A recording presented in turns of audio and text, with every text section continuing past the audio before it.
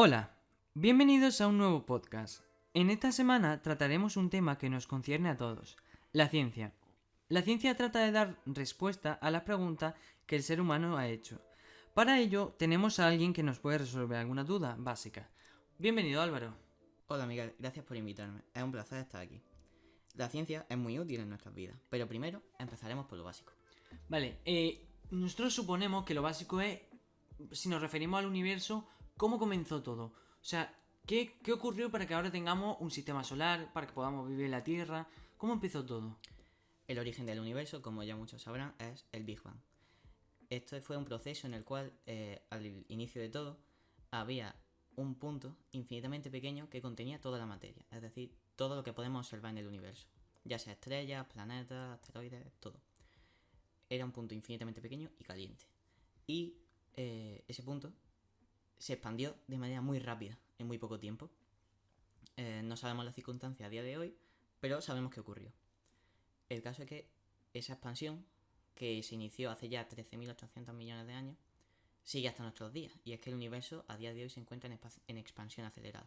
Vale, o sea, nunca se para. No, no se para.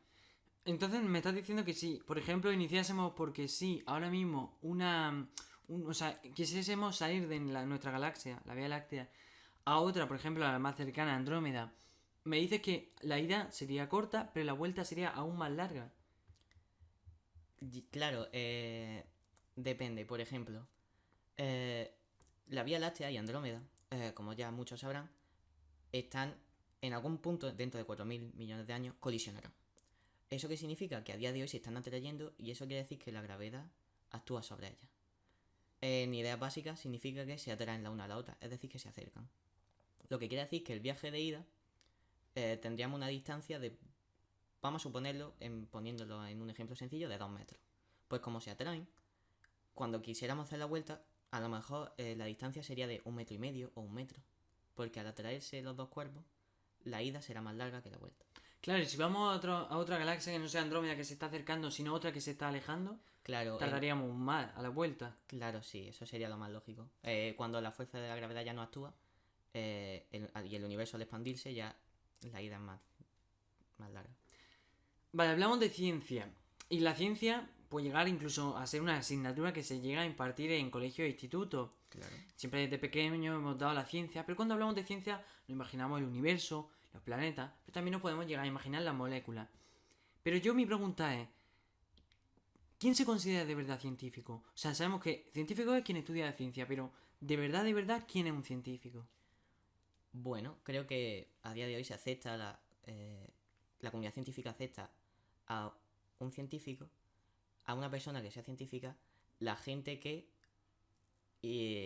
realiza el método científico. Este proceso surge de varios pasos. El primero sería observar un fenómeno del cual todavía no hay estudios y no sabemos por qué ocurre. Pues bien, ok.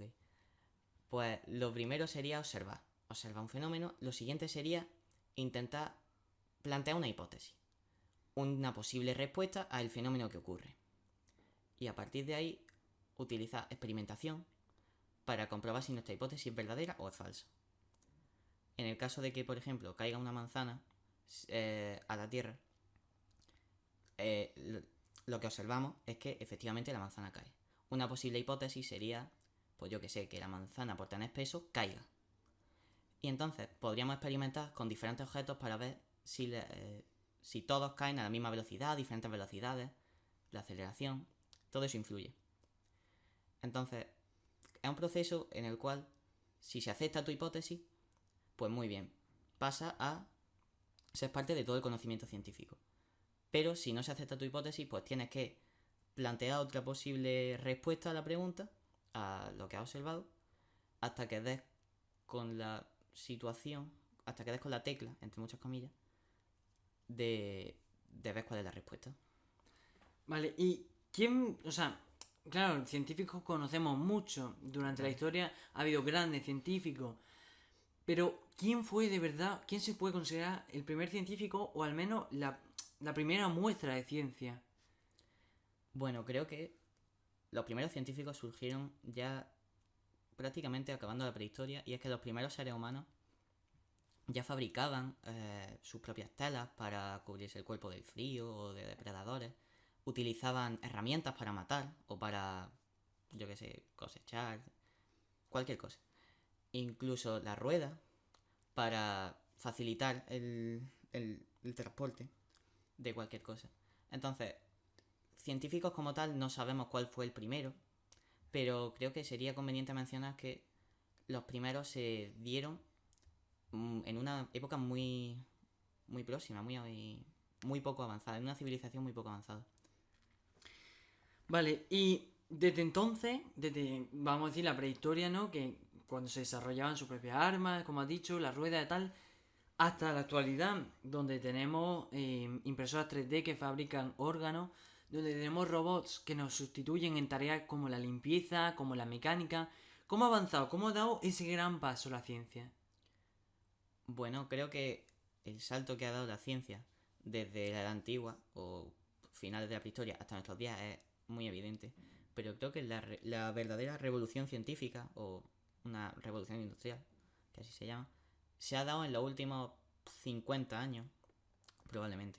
Y es que mm, ha sido en estos últimos años cuando de verdad el ser humano ha decidido plantearse más preguntas, buscar más respuestas y no dejarse llevar por cosas como la religión y demás, sino pensar ellos mismos en qué pueden, cuáles son nuestros límites y qué podemos ver más allá.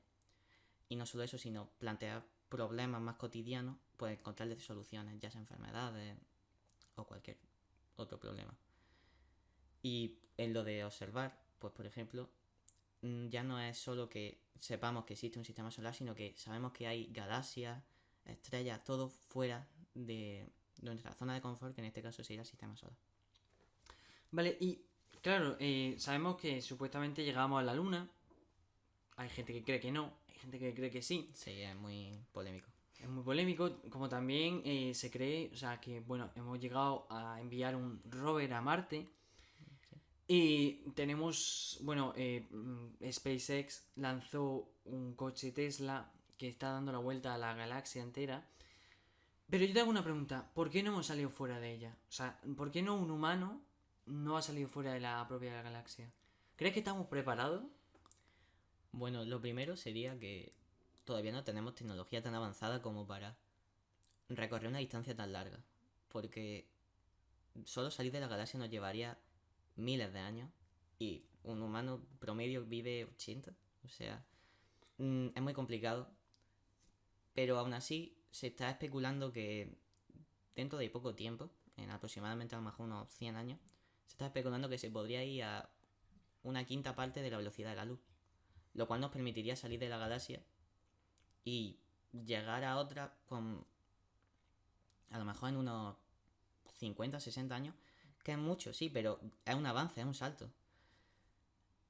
Pero personalmente creo que es un límite muy difícil de conseguir. Sobre todo creo que necesitamos muchos años de estudio y de trabajo para que la tecnología avance. Y no lo sé, es complicado. Pero poniendo de que llegásemos a poder salir de esta galaxia y encontráramos otra parecida, porque ya se han encontrado varios planetas que son parecidos, que son habitables, ¿qué crees que encontraríamos allí? En planeta, pues en realidad no lo sé muy bien, no lo sé seguro, pero a lo mejor podríamos encontrar nuevas formas de vida. No lo sabemos. Podríamos encontrar flora, fauna. Pero esto es ya, en realidad. Pero creo que los humanos en el futuro, creo que va a ser una pregunta bastante ocurrente. Eh, Intentar ver en qué planeta puede haber nuevas formas de vida, en cuáles no, cuáles tenemos una cierta probabilidad de asentarnos allí. Pero claro, esto es simple especulación. Vale, y hablamos de ciencia, pero hay gente que la ciencia igual no le atrae o le cuesta. ¿Qué nos recomendaría para empezar? O sea, es tu opinión. Hay varias series, hay películas. ¿Qué nos recomendaría? Bueno, depende de la edad, pero por ejemplo, yo diría que cuando tiene a lo mejor, no sé, 6 7 años, una serie que yo veía de pequeño, y no sé si ya echan, es Little Einstein. Es muy divertida y no es solo tema científico, sino también musical, artístico, etcétera. y es muy entretenida. Luego, para gente como de nuestra edad, que tenemos más o menos 16 años, yo lo que más recomendaría sería The Big Bang Theory, porque a pesar de que la serie es de carácter cómico, yo creo que a fin de cuentas, una vez acaba un episodio, tienes un concepto claro de lo que es la ciencia. También sería conveniente mencionar una película que es muy interesante, que es Interestelar, y es que te explica temas tan difíciles de una manera muy simple, temas como los agujeros negros o... Ya que hablamos de eso, de agujeros negros, ¿tú qué, o sea, qué es un agujero negro para que nos lo expliques? Porque en la película simplemente, vamos a hacer un poco de spoiler, vemos una nave que se adentra en algo parecido a un agujero y tiene serios problemas, no consigue ni salir de allí. Sí, en la película lo ponen como una especie de biblioteca temporal, si se puede llamar, porque una vez entras es como que puedes ir a ciertas zonas de tu vida, pero no, realmente dentro de un agujero negro realmente no hay nada. Lo primero va a ser explicar qué es un agujero negro. Sí, porque hay mucha gente que confunde un Sí, agujero negro con un agujero de gusano. sí. Bueno, lo primero, un agujero de gusano sería como una especie de teletransportador entre dos zonas del universo. Es complicado de entender, pero básicamente, a grandes rasgos, sería que entras por una parte del agujero de gusano y sales en la otra parte. Y estás en una zona del universo completamente diferente. Todavía no se sabe, se especula si existen o no, y en caso de que existan, probablemente serían muy inestables, entonces no dejarían entrar la materia tan fácilmente. Por otra parte, volviendo a los agujeros negros, un agujero negro no deja de ser el cadáver, entre muchas comillas, y es que si lo podemos llamar así, el cadáver de una estrella. Lo más importante de esto es saber que una vez una estrella muere, sucede una supernova, que es una gran explosión. Y después de eso, toda la materia se condensa en lo que conocemos como un agujero negro. Y son una esfera, como la Tierra, como las estrellas, no dejan de ser esferas tan densas, que una vez incluso la luz, que es lo más rápido que hay en el universo, 300.000 kilómetros en un solo segundo, ni siquiera eso puede salir de la densidad de un agujero negro. Entonces, por eso es muy complicado detectar agujeros negros, porque son negros, o sea, no podemos diferenciar el, lo negro del universo con un agujero negro. Entonces es Claro. complicado de detectar. Ahora que hablamos del universo, hace poco salió una noticia diciendo que en 2029 un asteroide impactaría contra la Tierra, del tamaño un poco más grande del Empire State. ¿Es verdad eso? ¿Y qué puede ocurrir si impacta? Bueno, lo primero es que todos tenemos que estar tranquilos porque de aquí a 10 años no va a impactar. O sea, la trayectoria que va a seguir el asteroide es muy lejana al de la Tierra.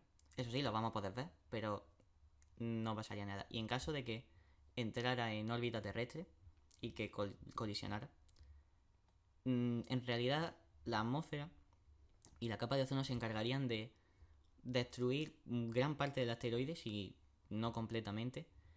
Y en caso de que llegara a impactar, aunque fuera una pequeña parte de él, no se notaría tanto. Sería como... O sea, no sería un impacto global, ¿no? No, sería...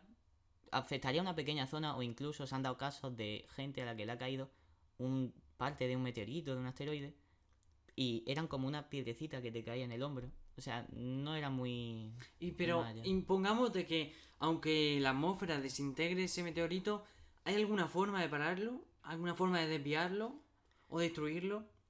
Bueno, desde luego, de aquí a 10 años que ocurrirá el suceso, no tengo clara que de aquí a 10 años se consiga una forma de pararlo, ni de desviarlo. Pero quizá en un futuro relativamente lejano sí que se podría dar con alguna forma, ya sea destruirlo con un láser o cualquier otra forma. Son ideas que se me vienen a la mente ahora mismo.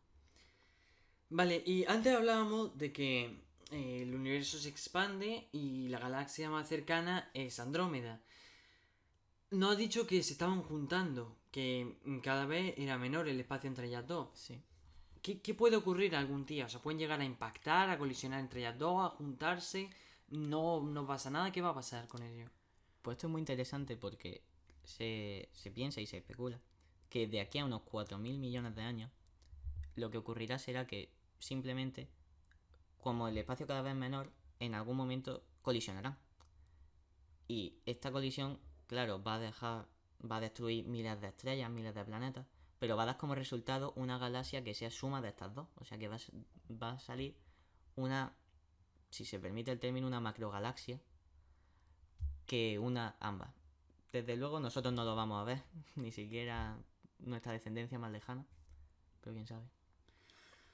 Vale, y bueno, hace poco nos enteramos de que pues está habiendo varios incendios por culpa del cambio climático, el Ártico se está derritiendo. ¿Tiene alguna forma la ciencia de ayudar al cambio climático a combatir contra ello? Bueno, antes de todo creo que no es... El trabajo de la ciencia no es como exculparnos de todo lo malo que ha hecho la humanidad. Creo que el cambio climático es una batalla de todos. Es, un- es una batalla de todos, entonces lo más importante de todo sería que todos nos concienciáramos para evitarlo e intentar contaminar lo menos posible, intentar hacer el menos daño posible a la capa de ozono.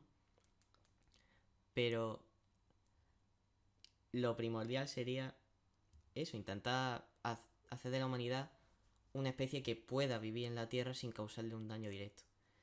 Y y la ciencia no creo que pueda ayudar a, en la batalla contra el cambio climático. Quizás si una vez esta batalla acabe y si nosotros nos concienciamos, quizás reparar los daños, quizás sí podría, pero lo que es parar la batalla no creo que pueda. Vale, y bueno, siempre se ha hablado en muchas películas, series, entrevistas, de que los robots, puede haber una revolución de los robots, que las tostadoras, microondas, todos los aparatos que tenemos en la cocina, Sí. batidoras, se pueden volver contra nosotros en cualquier momento. La gente incluso se llega a asustar por eso. Pero ¿qué de verdad hay en eso? ¿Crees que puede haber una batalla contra los robots? ¿Está cerca? ¿Está lejos? ¿Es verdad eso? Pues desde luego es un tema complicado porque yo creo que lo primordial sería darle la importancia a los robots en su justa medida. O sea, no podemos dejar que entre un robot en nuestras casas para que nos lo haga todo y desde luego no podemos fusionarnos a ciertos niveles con los robots. O sea, crear cyborgs o crear androides de nosotros mismos, unirnos con ese tipo de tecnología, sí, nos brindaría muchísimas salidas, muchísimas oportunidades y crearíamos humanos 2.0, pero ¿realmente eso es bueno? No sé. Claro, pero crearíamos humanos mejorados. Algo que nos permitiría, pues, por ejemplo, la gente que no tiene, que le falta alguna parte del cuerpo, como puede ser de cintura para abajo, que pudiese tener unas piernas, pudiese intercambiarla, pudiese mejorarla, pudiese llegar a correr, a sentir. Eso Sí, nos ayudaría, pero claro, ¿qué de malo hay en ello? no, claro. Yo me refiero a que, claro, esto ya se está haciendo, pero yo creo que la gente a la cual se le pone una prótesis o cualquier órgano vital y se sustituye por una máquina, eso no es un robot ni es un cyborg. Yo creo que el momento en el que esto cruza la barrera de que un robot se fusiona con se fusiona entre muchas comillas con tu cerebro, es decir, en el momento en el que un robot hace la función de tu cerebro, ya no eres tan humano, o sea, dejas de ser tan humano y empiezas a ser un poco más máquina. Claro, pero No ya sé. vemos proyectos así. El propio Elon Musk, dueño de Tesla y SpaceX, Sí. ha apoyado startups que te permiten conectar tu móvil al cerebro. O sea, eso ya viene a ser un cambio. O sea, ya dejamos de ser humanos en ese momento en el que conectamos los robots, móviles, tablets con nuestro cerebro. Sí, yo creo que la revolución tecnológica se está dando ya, pero creo que tenemos que intentar concienciarnos de todo esto y si es el camino que realmente la humanidad quiere tomar, pues no nos queda otra que aceptarlo. Pero creo que para los tiempos que vienen quizás no sea lo mejor. Y yo creo que si al final todos acabamos con un robot en la cabeza, como todos a día de hoy tenemos un teléfono móvil en nuestra casa, creo que eso a la larga se va a convertir más en un problema que en una virtud. Entonces, tiene sus problemas. Claro, y hay mucha relación entre los robots y la ciencia, ya que, por ejemplo, hay muchos robots ya ayudan a sustituir trabajo humano, como ya vemos, pero ¿crees que los robots pueden ayudar a sustituir trabajo en la ciencia? Como por ejemplo, llegar a diseñar un nuevo satélite o llegar a diseñar un propio cohete, todo eso hacerlo un propio robot. ¿Crees que son trabajos que puede llegar a sustituir un robot? Creo que sí, a la hora de construir, obvio que lo óptimo sería utilizar robots. Pero a la hora de asociarlo a la ciencia, creo que es complicado, porque obviamente un robot tiene unos límites que vamos a decir que los humanos no tenemos, porque los humanos somos insaciables, entre muchas comillas, de conocimiento. Entonces siempre queremos llegar un paso más allá e intentar descubrir por nuestros medios, cosas que los robots no tienen. Entonces, creo que los robots los tenemos que utilizar como una herramienta a la hora de nuestras propias investigaciones y no dejar que ellos sean los que decidan por nosotros. Claro, y ya para finalizar, te quería hacer una pregunta. Sabemos, hemos explicado al principio del podcast cómo se creó la Tierra, cómo se creó el universo, la galaxia, por el Big Bang, pero ahora te hago la pregunta de cómo se acabaría la Tierra y cómo se acabaría el universo. ¿Cómo se acabaría todo? Bueno, lo primero será responder cómo acabará la Tierra. Y es que si yo creo que la Tierra tiene dos posibles finales, y esto ya es opinión mía, nada basado en datos.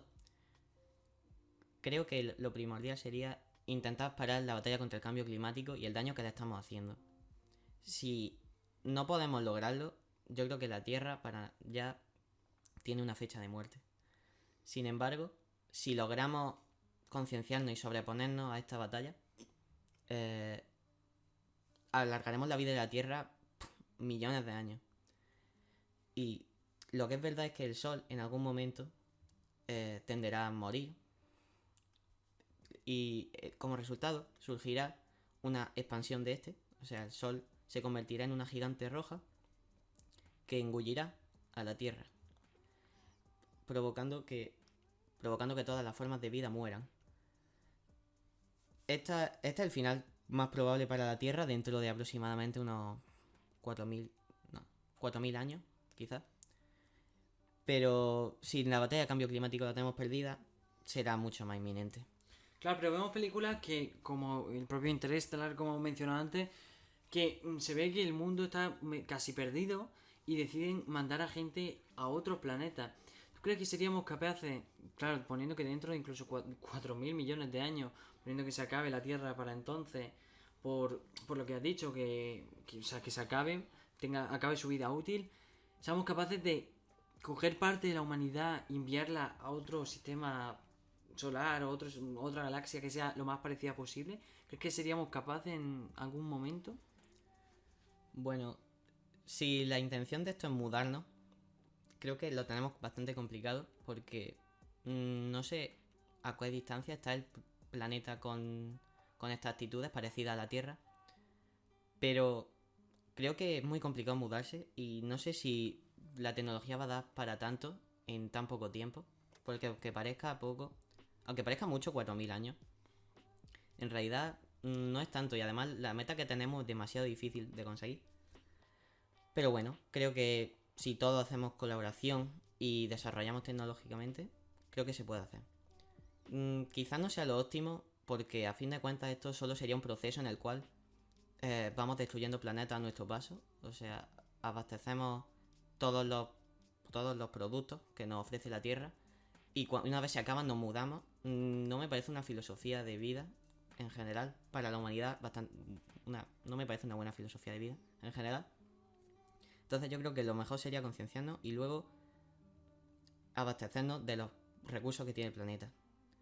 Lo que sí podríamos hacer sería, con problemas como la sobreexplotación, pues dividirnos en varias regiones del cosmos. Pues muchísimas gracias, Álvaro, por venir al podcast. Estamos encantados de que vuelva a venir y volvamos a seguir hablando de ciencia y de distintos temas. Ya seguiremos más adelante con los podcasts. Esperamos veros la semana que viene. Podéis seguirnos en redes sociales y si os gusta, apoyar y compartir, que eso ayuda muchísimo. Muchas gracias, Álvaro, y gracias a vosotros por escucharnos. Muchas gracias.